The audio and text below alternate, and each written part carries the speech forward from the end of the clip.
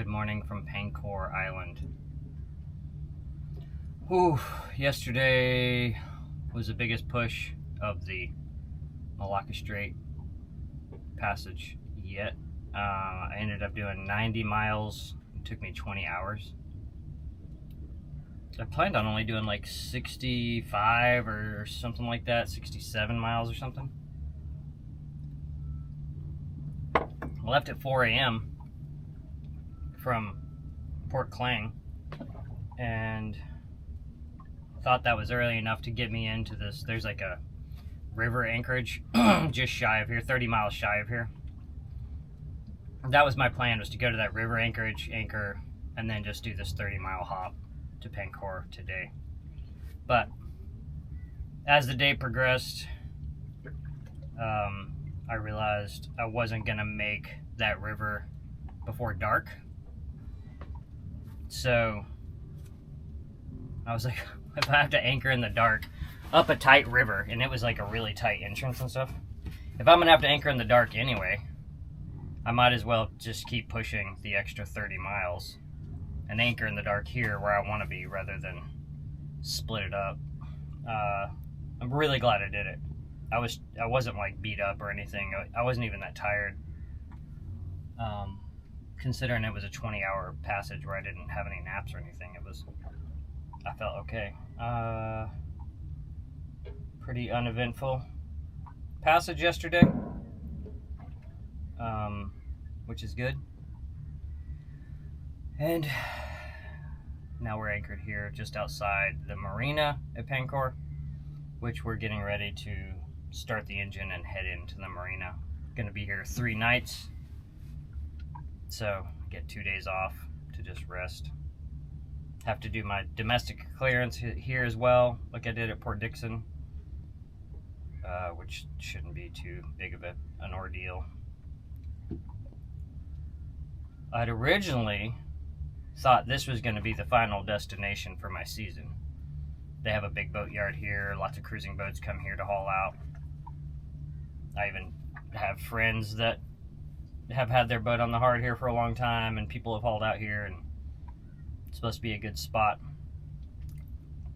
And I'd contacted them about a quote a couple months ago, I guess a month ago, maybe more. They quoted me $600 a month on the hard here or in the marina for a 30-foot boat. Now that's like more than double what I was paying in New Zealand. And even crazier is like where I'm actually going to haul out on Langkawi, which is all duty free and everything. B&V Marine Boatyard in Langkawi is $210 a month. So like anybody that's watching this from the US or England or wherever you are, and you're like, $600 a month, that's nothing compared to what I pay. Okay, now take whatever it is you pay and make it 3 times more. That's the equivalent to paying $600 here versus $210 130 miles from here. So I don't pay absurdly overpriced prices.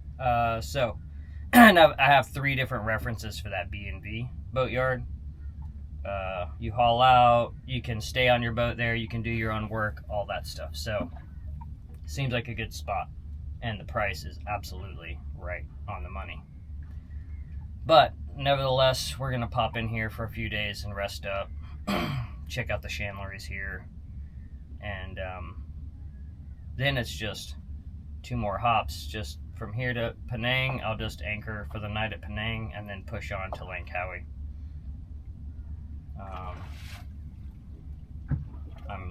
I have a haul out date scheduled for, I don't know, like two and a half weeks from now.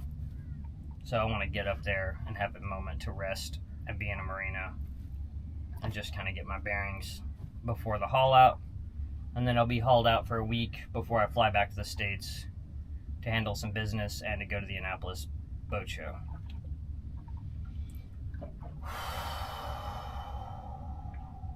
Oh, I'm tired. Very tired. I've been motoring for the last 500 miles.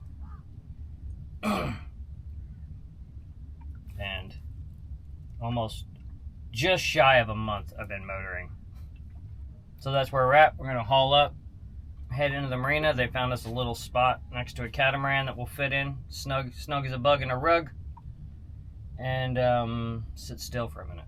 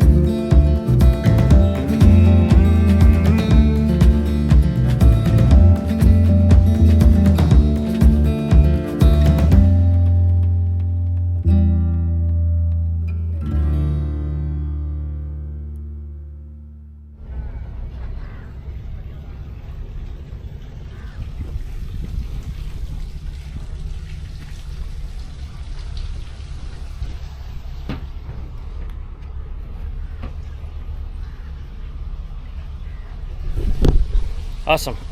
All tied up, very smooth, no dramas. It's nice having help. Picking up the lines has been so long since I had any help. Super fun.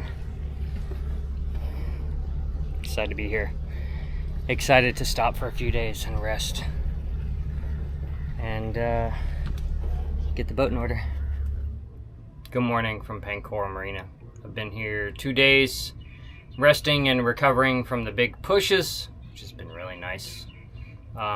It was over the weekend, so I arrived on Saturday, so I wasn't able to do my domestic clear in and out.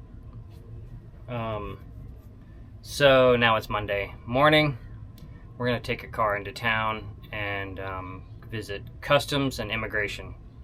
I've already done the rest of the paperwork for the harbor master with the marina, and they got me all sorted out with all the paperwork that I need to take to the other two offices. So, time for us to head into town, get that business sorted.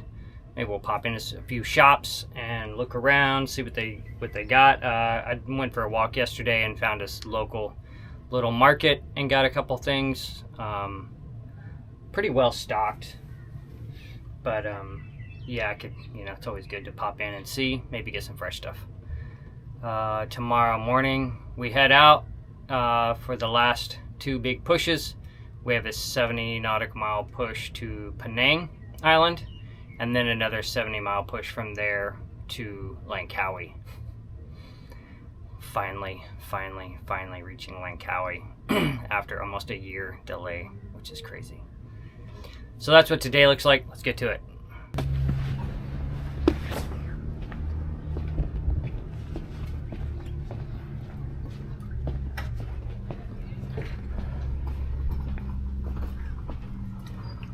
When cruising in Malaysia, you're required to check in and out of each port that you visit.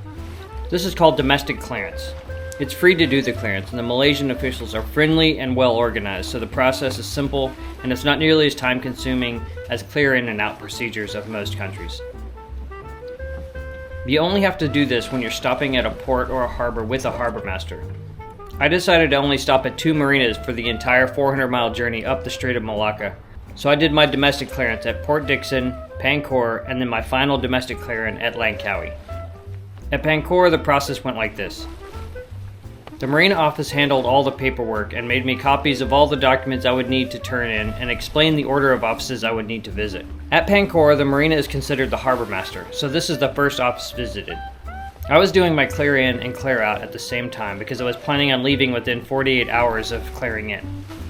If you're staying a week, you'll need to do the clear in when you arrive and your clear out the day before your departure. You need to tell them what your next port will be so they can list it on your paperwork. If you tell them a port, you must stop at that port to clear in and out. Next, I took a 20-minute car ride into town and visited customs, who took my paperwork from the marina and sent me on my way. Next, I headed over to the immigration office. They made a copy of my passport, took my previous papers from Pine Tree Marina, then gave me a new set of papers I would take to Langkawi. Each office visited took about 15 minutes and was free.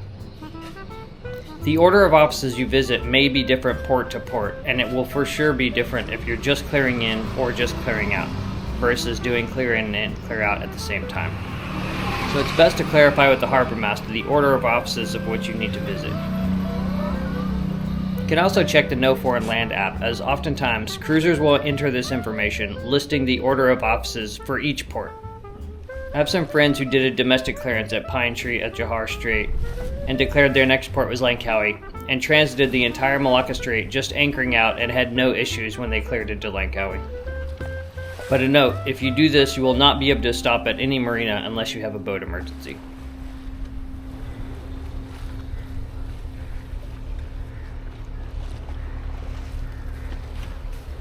Thought I'd show you guys around the boatyard. There's a ton of boats hauled out here.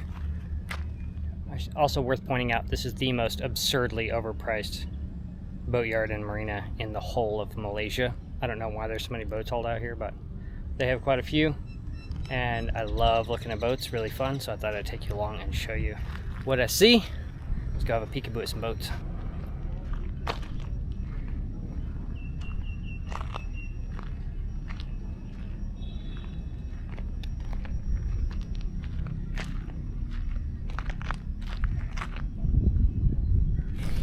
I love this boat. It's cool.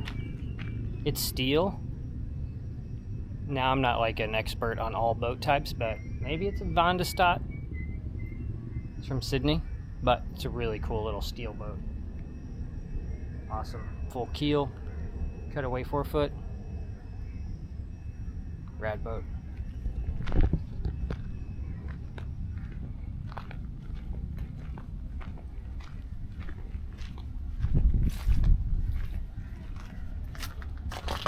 Welded on wind vane. Oh, it's a hydro vane, I think. Some weird stuff happening, maybe not. It's neat though.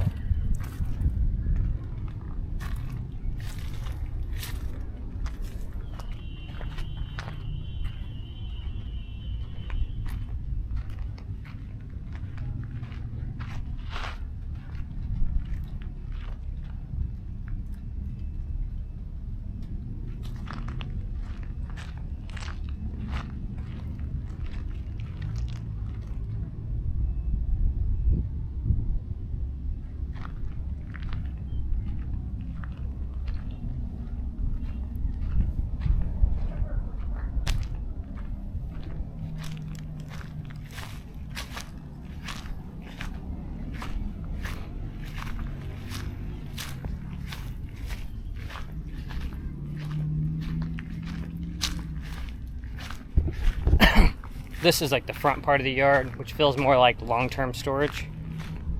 The other part we'll go to, there's a big boat shed, and over there feels more like where people actually like in the process of like doing refits, and still a lot of them look like they've been there a long time, but that looks more active over there. This feels like long-term storage over here.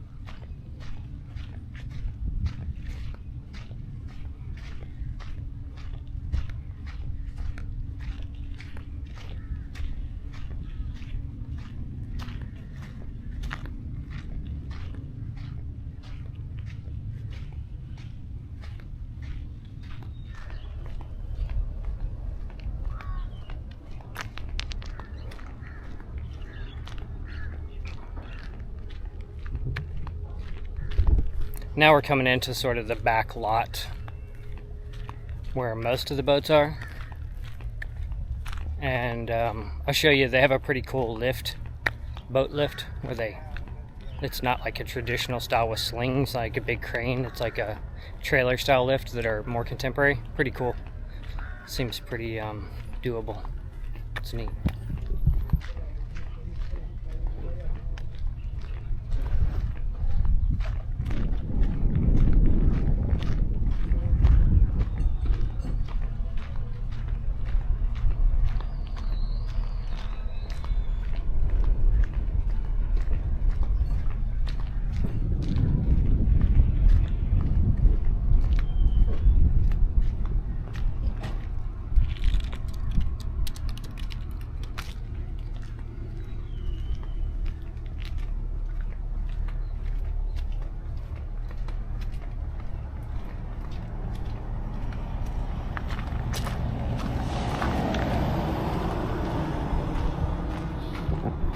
So it looks like it can articulate out and in, and it's hydraulic, so it can probably also, yeah, it rises up and down so that they can accommodate different keel heights and stuff.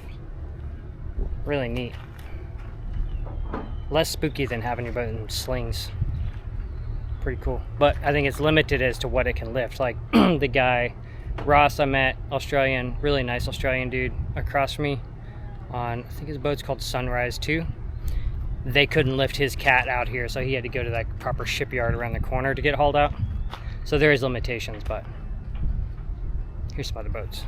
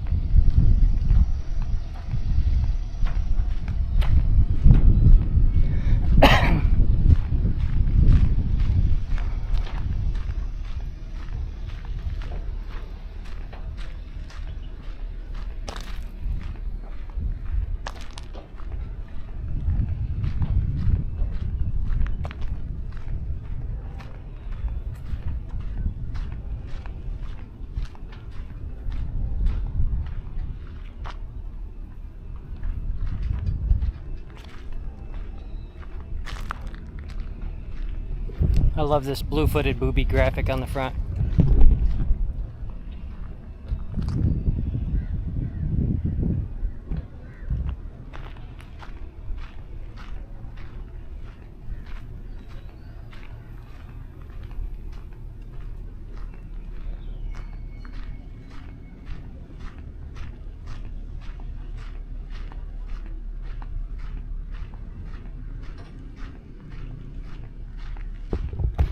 This steel boat we're about to walk by is crazy. Look at the bowsprit on it. I walked by this one yesterday. Like, the rudder on this thing is bonkers. It's like 12 feet tall or something crazy.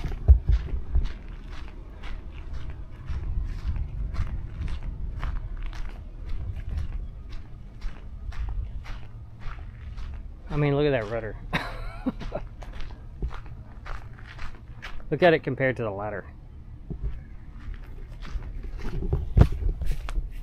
Like, it's crazy.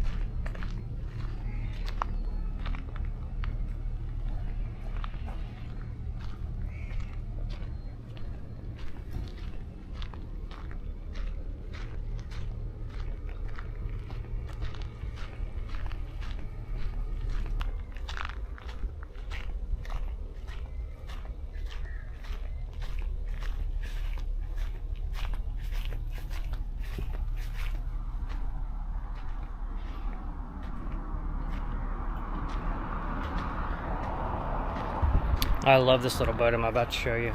Steel, pretty rough, kind of looks like a toy. I wouldn't want to cross oceans on it, but coastally, I dig how weird it is.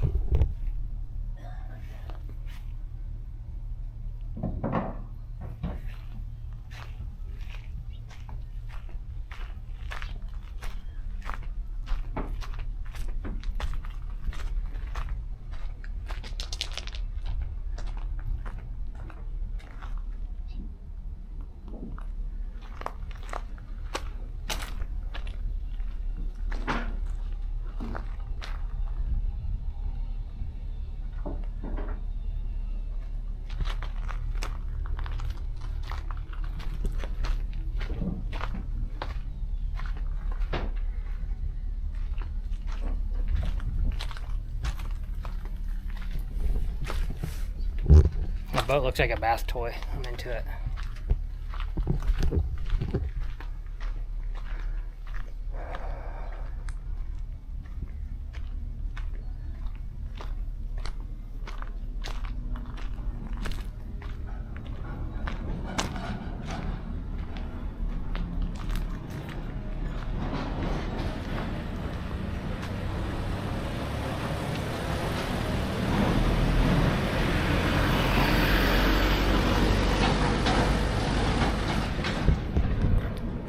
Also, this boat is wild. It's like, I'm guessing 70 feet long.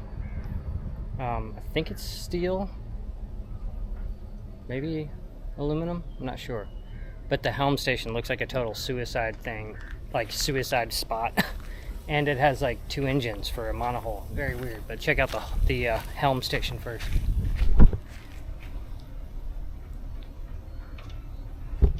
Like one good wave and you're at Davy Jones's locker. Super spooky. And then they got twin props over here.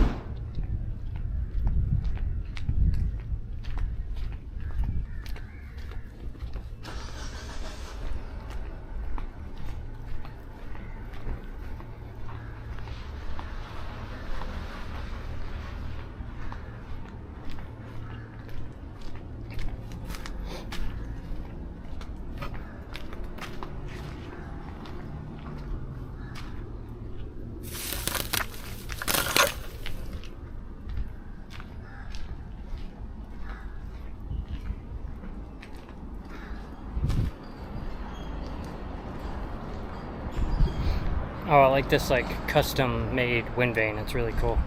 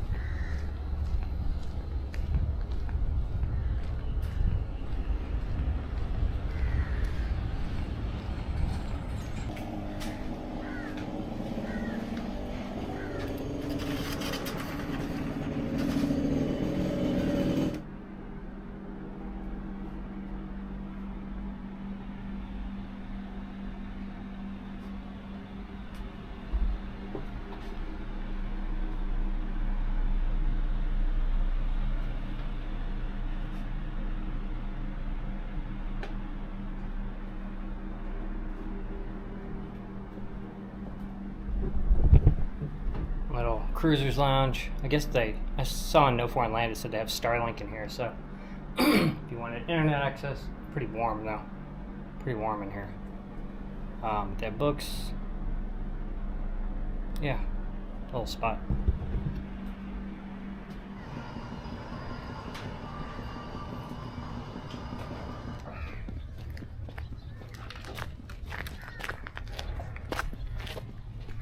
What are you doing?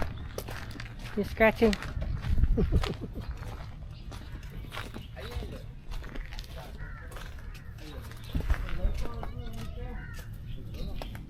Hello, babies. Hello, babies. Hi, how are you?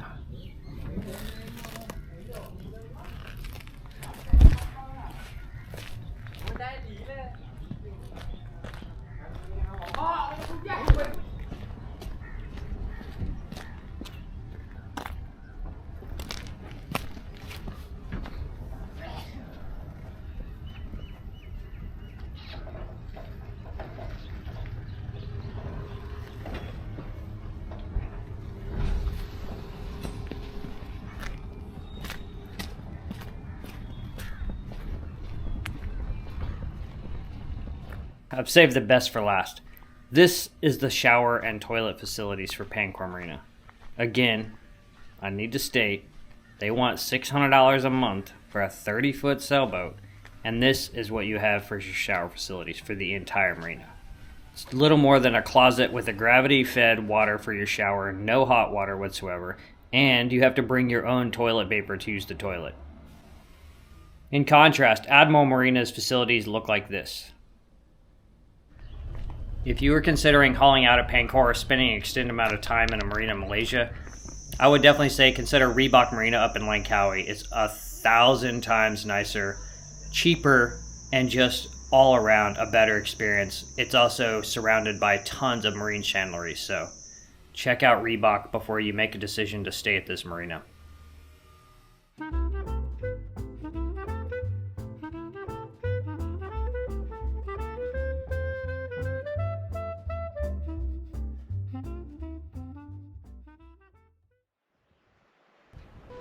If you enjoy the content on this channel and would like to contribute, you can consider joining the Patreon crew. Thanks for watching. Fair winds until next time.